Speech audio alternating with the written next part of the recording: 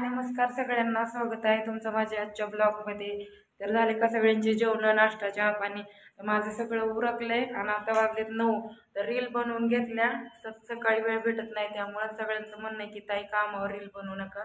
त्यामुळे आता ह्याच टायमाला मला रील बनवावं लागते, कारण 12 घंटे मला वेळच नाही, तिकडंच कामावर राहावं लागतंय. मग आता बघा मी थोडासा मेकअप करून थोडं घागरा ड्रेस घालून रील्स वगैरे बनवले आणि आता जेवण वगैरे पण झाले, माझं सगळंच झालंय. तर आता म्हणलं चला एक ब्लॉग बनवावा. तर मी रील्स बनवले, त्याच्यावर नक्कीच कमेंट करा, तुम्हाला आवडतात का नाही आवडतात मला नक्की सांगा. बघा इकडं राडा पडलाय, सगळा राडा आवरला नाही काय नाही, तसंच बसले. आणि आता मला लय झोप यायली, थकले. आता ही राडा तसंच राहणार आहे, सकाळी आवरायचं आहे. तर आवड असली ना तर काय बी होतंय. आणि इकडं किचन आहे, इकडं लाईट नाही, बल्ब नाही लावलेला किचन रूममध्ये, त्यामुळे मी इकडंच व्हिडिओ बनवते. इकडं तर व्यवस्थित येते जरा व्हिडिओ. पाऊस लय चालू आहे बाहेर, लय पाऊस चालू आहे. का इथं रस्ता जवळच.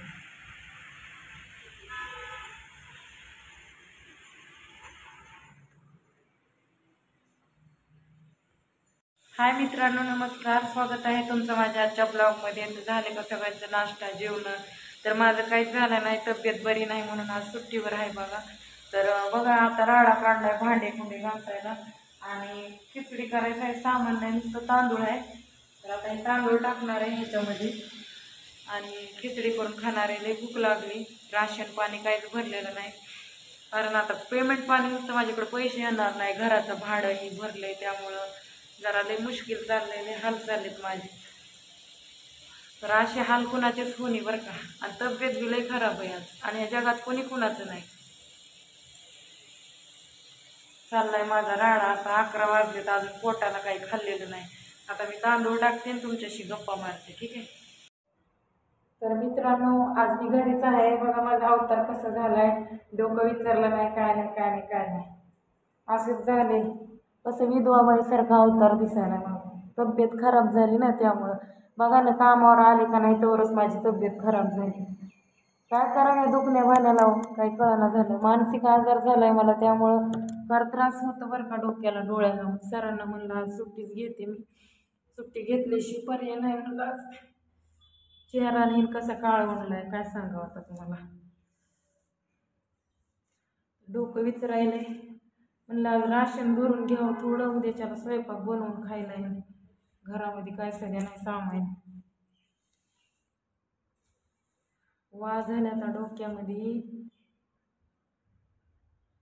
फणी वासाठी वापरायला लागले मी.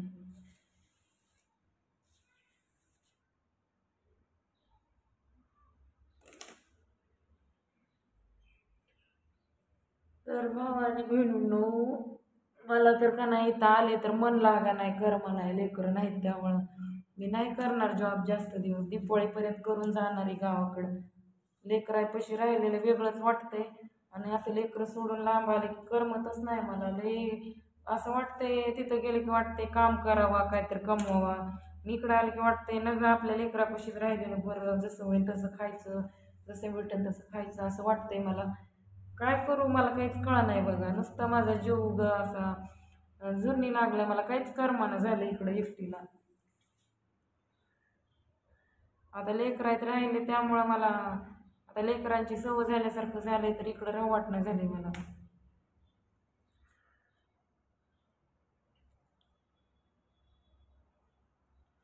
ॲब्रो करायच्यात आज. ॲब्रो पण लई वाढल्यात, माझा चेहरा विदाऊट दिसायला, पिंपल्स वगैरे आलेत. ॲक्च्युली मी चेहऱ्यासाठी काहीच वापरत नाही, कारण आपल्याकडे कुठे एवढे पैसे असतात, त्यामुळे मी काय वापरत नाही.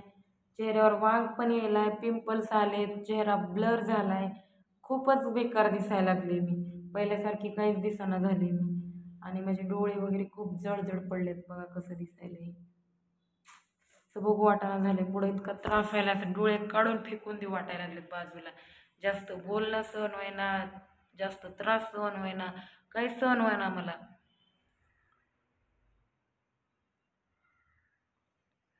ॲब्रो वाढली बघा, बघू शकता. तरी दिसा नाही, माझ्या मोबाईलची क्लॅरिटी एवढी चांगली नाही. एवढी मोठी रूम उगाचच एकटीसाठी मला करावं लागली, का रूमच भेटेना झाली.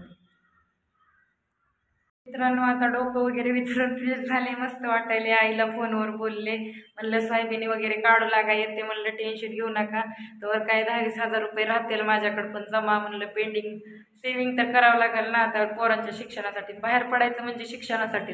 ठीक आहे ती माझ्यासोबत नसतील, पण माझा एक असा विचार चालू आहे की आईच्या सपोर्टनं आईपाशी लेकरं राहिले तर आपल्याला पण त्यांना मदत करता येतील, लेकरं पण शिकतील. आपण कष्ट करायला तर आई आहे ना आपली, आपल्या मागं पप्पा आहेत, आई आहे, भैया आहे, छोटा मोठा एवढे जण आहेत ना, त्यामुळे मला टेन्शन घ्यायची काय गरज नाहीये. चला भांडणं तंड तर प्रत्येकाच्या घरात होत असतात. बहीण भावंडाचं जमत नाही, माय लेकीचं जमत नाही, सासू सुनाचं जमत नाही, नवरा बायकोचं जमत नाही, सगळ्याच गोष्टी असतात. तसंच माझं पण आहे, तर काय टेन्शन नाही. तर बघू शकता आता रूम घेऊन मी सगळी फ्रेश करून घेतली, मी जेवण पण नाश्ता पण सगळंच करून घेतलंय. आता आता पार्लरला जायचंय मला, आणि पाऊस किती चालू इकडं बघा. हां हां बघू शकता, इथं झाड आहे समोर, लय पाऊस पडायला तर मला दिसत नसेल कदाचित.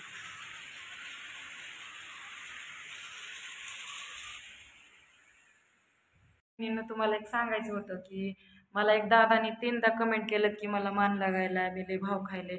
असं काय नाही दादा, माझी तब्येत बरी नाही आहे. आणि म्हणजे मी राहते छत्रपती संभाजीनगरला आता, पण विषय काय आहे, ड्युटी 12 घंटेची असल्यामुळे मला काहीच हालचाल करता येत नाही. व्हिडिओ सध्या मला काढायला वेळ भेटणं झाला आहे. तुम्हाला भेटायचं ना दादा, तर तुम्ही माझ्या गावी नक्कीच या. तुम्ही मला तुमचा फोन नंबर द्या, मी तुम्हाला नक्की भेटायला येईन, काही प्रॉब्लेम नाही आहे. तर कसं आहे ना, काही गोष्टी अशा आहेत की मी काय लय मोठी स्टार नाही आहे. ठीक आहे, माझे लय झालं 6-7 हजार रुपये, सॉरी 6-7 हजार सबस्क्राईब आहेत, त्याच्यापेक्षा जास्त नाहीत. माझे 1 लाख सध्या नाही आहेत यूट्यूबला. कधी व्हावे 1 लाख, कधी काय हो, आणि मला 1 रुपया पण अजून यूट्यूब देत नाही आहे. तर मी कशामुळे भाव खाऊ तुम्हाला नाही भेटायचा. उलट तुमच्या आशीर्वादामुळे, तुमच्या सपोर्टमुळे कुठंतरी मी सक्सेस होईल आज न उद्या, आणि माझे प्रयत्न तुमचा आशीर्वाद राहील माझ्या मागं. मला तुम्हाला दुखवून किंवा तुमच्याविषयी काही बोलून किंवा तुम्हाला नाही भेटून मला काही भेटत नाही. माझी बी काही मजबुरी आहे, समजून घ्या. तर वेळ आल्यास आपण नक्कीच भेटूयात, नाही असं नाही आहे. तुम्हाला भेटल्यानं थोडंच काय, उलटं मला पण छान वाटेल, तुम्हाला भेटायला चांगलं वाटेल. आणि हो, थँक्यू सो मच, तुम्ही मला भेटण्याची अपेक्षा केली त्यामुळं. कारण तुम्ही माझे फॅन लोक आहेत, चाहत आहेत माझे. मला पण त्याची जाण आहे, पण काही मजबुरी आहे, त्यामुळे समजून घ्या. मजबुरी असते, प्रपंच आहे, एकटी लेडीज आहे, एकटी रान काटायला लागले, स्ट्रगल करायला आयुष्यामध्ये, काटे होत आहेत माझ्या, त्यामुळं काटेवर पाय देत पुढं चालायले मी. खूप स्ट्रगल आहे मला आता, इथं कसलंच मन लागा नाही, कर्मा नाही, नुसतं रडते मी एक टायमाला. टेन्शननं, मानसिक ताणानं मला दुखणं पण आले. तर आज घरी बसले, माझंच नुकसान झालं ना. सकाळनंतर मला लय ताप आला होता, काय सांगू तुम्हाला. आता बरं वाटायला लागली मला, तरी मी तर हॉस्पिटलला गेले नाही. उगाच पैसे कुठं घालवावे म्हणलं, खाणं पिणं आहे, भाडं रूमचं अजून भरलं नाही. आता बाबा घरमालक कोण्या दिवशी मागा येईल त्या दिवशी मला द्यावं लागतील पैसे. आणि या रूमला भाडं एवढं मोठं आहे, मरणाचं भाडं आहे, डबल रूम आहे. उगं एवढा महिना कसं तर काढायचं मला ह्या रूममध्ये, रूमच भेटत नव्हती. एकटी बाई म्हणलं की लय अवघड आहे बघा सगळं. लोक लय त्रास देते, तर खरंच लोक बी त्रास देतात आणि कोण सपोर्ट बी करत नाही एकट्या बाईला. आणि ज्याच्यावर मजबुरी त्याला तर कोणच सपोर्ट करत नाही, ही मात्र काळ्या दगडावरची रेष आहे.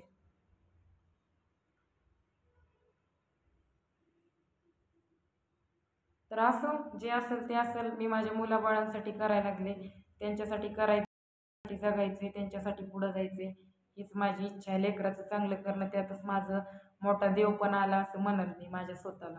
तर तुमचा सपोर्ट त्या 2 चिमुकल्यासाठी मागं राहू द्या, त्यांचं भलं व्हावं हीच इच्छा आहे. माझं काय, माझं जाऊ द्या, 4 गावऱ्या मसनात गेल्यात, मी कशी बी जगन. काय करीन आणि काय नाही करीन ते आता लेकरासाठी एवढा निश्चय घेतलाय मी. लेकरांना माझ्या बाप नाही, पण मग मी त्यांचा बाप आई दोन्ही बनून दाखवणार आहे. माझे लेकरं माझं सर्वस्व आहे, माझा जीव. व्हिडिओ त्याच्यामुळेच काढते की मला 4 पैसे भेटतील, तर नोकरी वगैरे त्याच पैसे मदत होईल. त्यामुळं अजून तर काय भेट, पण